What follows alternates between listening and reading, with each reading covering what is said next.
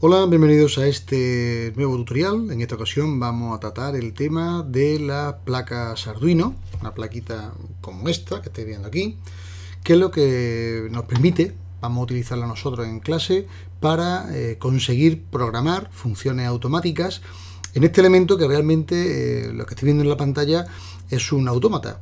Hay otra placa que es una Raspberry Pi, que es algo parecido a esto, ¿de acuerdo? Bueno, pues esto es un ordenador. Esto directamente tiene su módulo, su procesador y demás, y se puede programar como un ordenador. Pero este es un controlador automático, lleva un microchip y una serie de elementos de puertas, de entrada, de salida que lo codifican como tal. Y lo que vamos a ver son, primero, en este primer tutorial, son las partes, los elementos que tiene, porque claro, ver así de golpe la placa puede parecer una cosa muy chocante, pero ya veréis que realmente no es tan complicado, ¿no?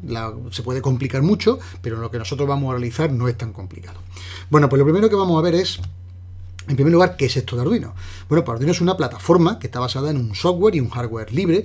Esto significa que los planos de diseño de la placa, así como los comandos en los que se secuencian todas las órdenes y comandos, son de distribución libre, son abiertos y por lo tanto se puede, bueno, pues tocar cosas, se pueden modificar y mejorar para lo que a nosotros nos interese. Las placas permiten pues, conectar diferentes elementos que pueden ser sensores, interruptores, diferentes tipos de detectores y a las salidas podemos conectarle los diferentes actuadores, de elementos que van a hacer algo en función de una programación previa que hayamos hecho dependiente o bien de un tiempo, o bien de lo que nos diga un sensor determinado, o bien de una ecuación o de una fórmula que nosotros le predefinimos.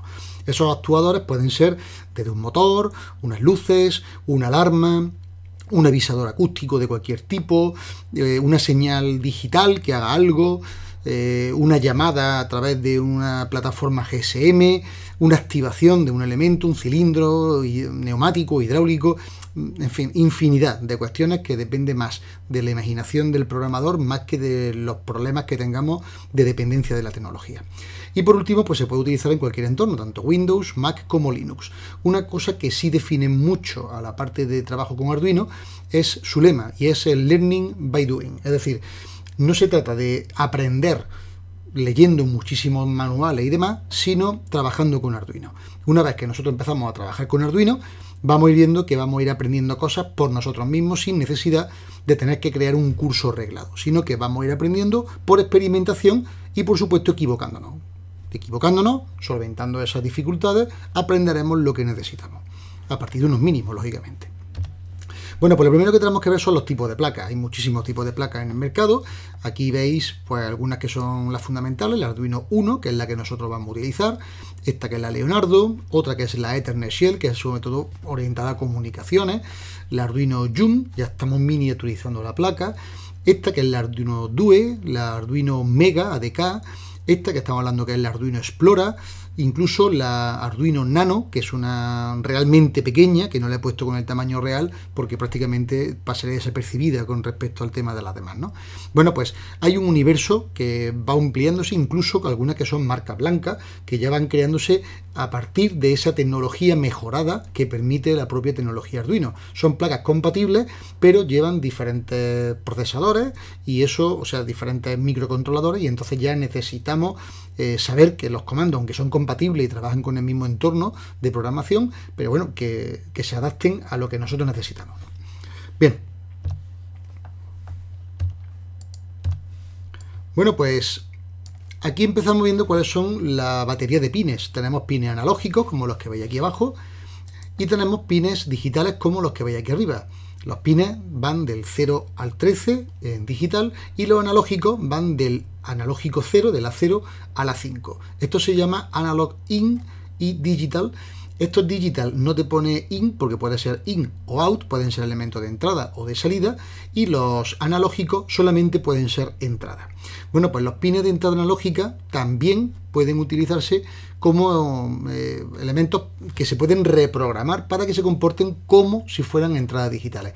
No es lo mismo que una entrada digital, pero lo que hacen es que se hacen funciones parecidas a partir de la modulación de los pulsos. Ya lo veremos más adelante en algún tutorial expresamente para hacer esta reconfiguración de las puertas de entrada.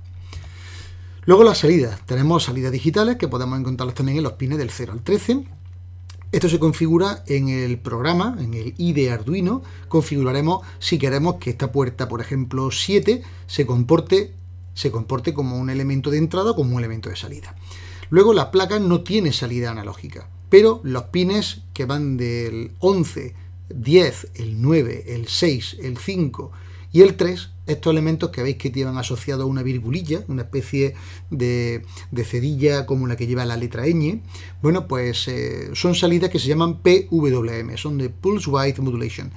Estas son salidas realmente digitales, pero que se comportan imitando el funcionamiento de una salida analógica. Y eso lo hacemos variando los pulsos que se generan en la señal que se envía. ¿De acuerdo? Se pueden dar, pues bueno, diversos valores hasta 255, y ahora después veremos por qué esto de 255. Depende del tipo de variable que estemos utilizando también. Luego tenemos la conexión de GND. Esta conexión es una conexión de tierra o de negativo, de masa. Realmente, aunque se llame de tierra, esto puede crear confusión, pero bueno, en principio, si nosotros tenemos, por ejemplo, una batería, pues sería lo que conectaríamos al negativo de nuestra batería. Esto a veces nos da problemas con el tipo de voltaje que estemos utilizando de referencia. Ahora después veremos que para algunas comparaciones es conveniente utilizar otro elemento que está justo al lado de este GND de arriba. Veis que tenemos en los dos lados un GND aquí y otros dos aquí abajo, ¿no? El tema de ponerlo en lados opuestos, pues supongo que sería por el tema fundamentalmente de tener accesibilidad por los dos lados de la placa más que por otro tipo de funcionalidades. Luego tenemos la alimentación. Aquí tenemos, por ejemplo, alimentación a 5 voltios, lo tenéis aquí, pero aquí lo tenemos agrandado. Tenemos aquí 5 voltios y aquí 3,3 voltios. Este 3V3 implica 3.3. Bueno, pues nosotros habrá sensores como, por ejemplo, elementos genéricos, detectores de humedad y demás, que trabajarán perfectamente a 5 voltios, pero habrá otros, como por ejemplo si estamos trabajando con GPS, por ejemplo, que la mayoría de los sensores, por ejemplo, de modulación GPS, estos M6 y demás, pues ya están trabajando con 3.3 y hay que tener cuidado porque no se debe superar esa tensión. Aquí tenemos los puertos de comunicación, pines que tienen una función específica, como por ejemplo el TX0 y el RX0. Bueno, aquí tenemos dos LEDs que cuando el TX esté transmitiendo, estará parpadeando, y cuando el RX esté recibiendo información, pues estará parpadeando el RX correspondiente. Estamos trabajando como se utiliza también para una comunicación de tipo serial, como si fuera un puerto serie. El V-IN, que tenéis aquí abajo, al lado de los tierras, bueno, pues puede suministrar una tensión que puede variar entre los 6 y los 12 voltios. Este pin lo que hace es que a la salida regula siempre el valor de 5 voltios. Esto se puede utilizar también utilizando un regulador de tensión normal, como los que en alguna ocasión en algún montaje, incluso en Tinkercad, hemos utilizado para establecer una salida regulada independientemente del valor que nos llegue, siempre que sea mayor que el voltaje que ofrece la regulación. Luego tenemos el reset. El reset lo que hace es que reinicia los valores de la placa. Cuando yo, por ejemplo, tengo una placa conectada al puerto USB, está recibiendo el voltaje del ordenador y está poniendo en circulación, está corriendo el programa que tenía grabado previamente, porque ese programa está almacenado en la placa.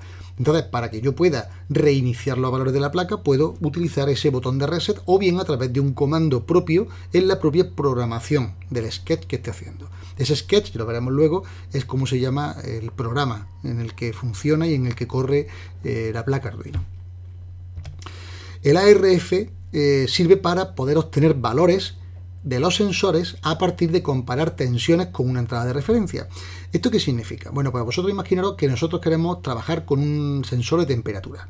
El sensor de temperatura no le dice a la placa, oye, estamos en 32 grados. No, le manda una señal de voltaje. Y lo que hace el voltaje es decirle, oye, si estamos en el mayor de los rangos posibles, por ejemplo en 1024, significa que 1024 es el tope de rango que yo tengo en mi placa. Si yo resulta que mi sensor me admite, por ejemplo, 60 grados, pues 1024 serían esos 60 grados. Si estoy en mucho menos voltaje que yo pueda tener de esos 1024 divisiones en los que puedo dividir esos voltios, pues resulta que tendría que hacer una especie de regla de 3 o un factor de conversión para calcular adecuadamente en qué tramo de voltaje me encuentro. Y entonces ese tramo de voltaje tendrá asociado una temperatura. Lo mismo ocurre con la presión, lo mismo ocurre con la cantidad de luz que recibe, lo mismo funciona con los detectores de gases. Detecta una cantidad que se transforma en voltaje. Y ese voltaje, que normalmente no va a ser ni un mínimo ni un máximo, un mínimo que será 0 y un máximo que será 1024, pues todos los que están entre medias los tenemos que obtener de una operación, de un cálculo. Bueno, pues ese cálculo aritmético normalmente es muy sencillo, se tiene que hacer muchas veces para obtener precisión con un voltaje de referencia. Para eso utilizamos el puerto AREF. Bien, el tema de alimentación es que aparte del valor este del VPIN, contamos con el jack de alimentación que se usa para una tensión en torno a los 7-12 voltios. Este es el USB que nosotros conectamos con un cable de tipo, por ejemplo, de este tipo, ¿de acuerdo? Que es una entrada como los que tenemos, por ejemplo, para la impresora, ¿de acuerdo? Lo veis aquí.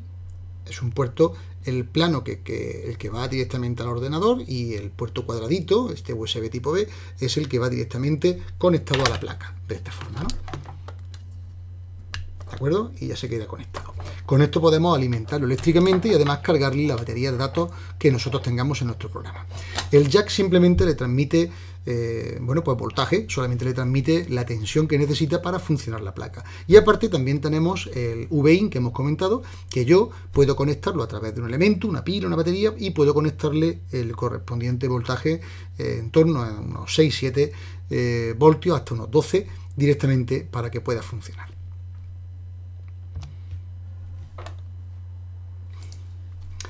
El tema de la comunicación, pues lo llevamos a través de diferentes elementos. Podemos comunicarnos con Arduino por USB, como hemos dicho, para enviar o recibir los datos correspondientes, pero no es la única forma que tiene. Tenemos una posibilidad de insertar una shield. Una shield es simplemente una placa que se monta encima, como si fuera un sándwich, encima de la propia placa Arduino, y lleva incorporado una serie de elementos. Bueno, pues nuestra placa, lo que se comunica es con los pines ISP, que son pines específicos. La comunicación a través del ISP se hace con los pines ICSP que tenéis aquí arriba, al lado del reset, eso de aquí, y utiliza los pines del 10 al 13, es decir, los 10, los dos primeros son los regulables, los que llevan la virgulilla, y el 12 y el 13 que son pines normales digitales. Bueno, pues los pines TX y RX o cualquiera de los digitales también permiten la comunicación, ya que se pueden reconfigurar en cualquier caso para que se comporten como si fueran de entrada o como si fueran de salida y puedan enviar o recibir esos pulsos digitales.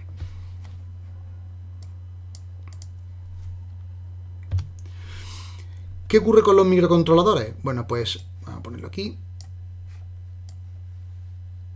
Bueno, pues los microcontroladores nosotros trabajamos con dos elementos, porque esto se programa en un lenguaje que se llama lenguaje C++. Es un lenguaje modificado que trabaja con una variación del C++, pero la forma en la que las instrucciones se reciben, lo que sirven es para decirle al microcontrolador, que es una ATmega de programación de tipo AVR, cómo tiene que comportarse y qué tiene que hacer. Este microchip, que es lo que se trata, lleva una serie de patillas, unas son para tierra, otras son para voltaje, otras son para establecer una serie de puertos, una serie de entradas de dispositivos. Bueno, pues todo eso que está englobado dentro de la ATmega, que además está enlazado con otro ATmega, en este caso el 16U2, este es el 328, que es el que lleva de serie las placas prototipadas con Arduino.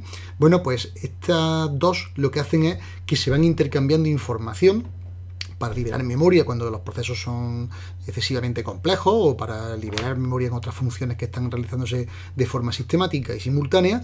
Bueno, pues son los elementos fundamentales. Este es el cerebro de la placa que tenemos. Y aquí nosotros lo que podemos hacer es escribir nuestras órdenes, almacenar unos poquitos de datos. Esto nos sirve para dejarnos, por ejemplo, un sensor de temperatura conectado una semana guardando datos. Para eso necesitaríamos otro elemento, como estar conectado a un ordenador, o bien tener un disco duro de referencia que esté conectado directamente, o tener, por ejemplo, un data logger, que es simplemente un almacenador de información, de datos, que luego podamos exportar a otra base de datos, o que podamos exportar en formato de tabla, como CSV o lo que sea.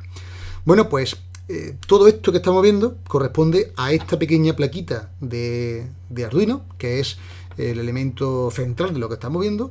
Y ahora en los siguientes tutoriales lo que vamos viendo es cuáles son las partes, es decir, primero cómo son la estructura de los programas y del IDE, para que sepáis qué partes tiene esa programación, y luego veremos los tipos de variables, y a partir de ahí empezaremos ya con el tema de diferentes programitas para ir viendo cómo funciona cada uno y para que experimentéis en casa.